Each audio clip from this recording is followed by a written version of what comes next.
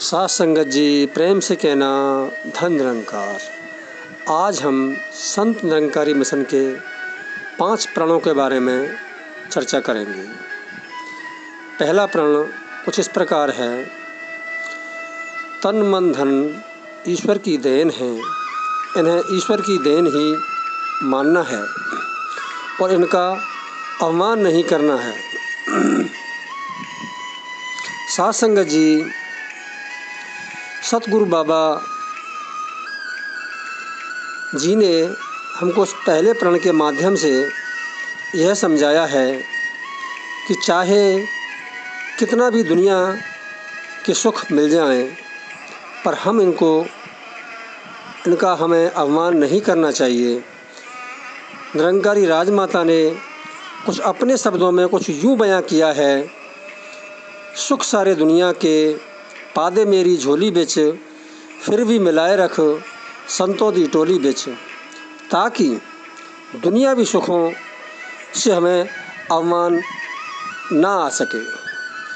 इसलिए तन मन धन ईश्वर की देन है, इन्हें ईश्वर की देन ही मानना है और यही अभिप्राय है सतगुरु का।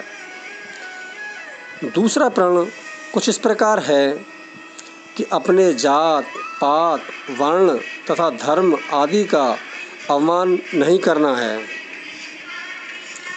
दूसरे प्रण के माध्यम से सतगुरु ने हमको यह समझाया है कि हमें अपने जाति पाति का और धर्म का कभी भी अवमान नहीं करना है।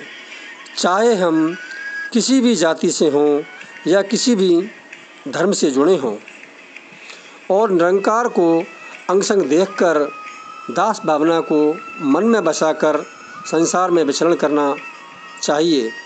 स्वयं सतगुरु बाबा हरदेव सिंह जी महाराज स्वयं अपने विचारों में स्वयं को दास कहते हैं। वो इसलिए क्योंकि हमें हमेशा अवमान से परे रहें।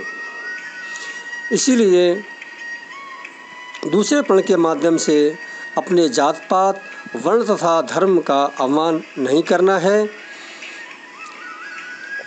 तीसरा प्रण कुछ इस प्रकार है कि किसी के खाने पीने पहनने पर आपत्ति नहीं करनी है और उससे नफरत नहीं करनी है। तीसरे प्रण के माध्यम से सतगुरु बाबा जी ने हमको यह समझाया है कि खाना पीना तन की खातिर है, इससे रूह का कोई संबंध नहीं है।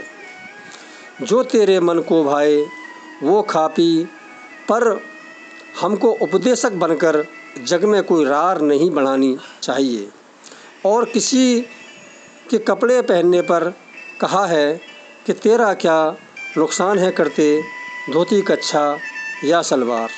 इंसान अपने मत के अनुसार कपड़ा पहन सकता है और हमें नफ़रत इसलिए नहीं करनी चाहिए। साथ संगत जी, नफ़रत वो नागिन है जो उल्फत को डस जाती है, यानी नफ़रत हमारे शुभ कर्मों को नष्ट कर देती है।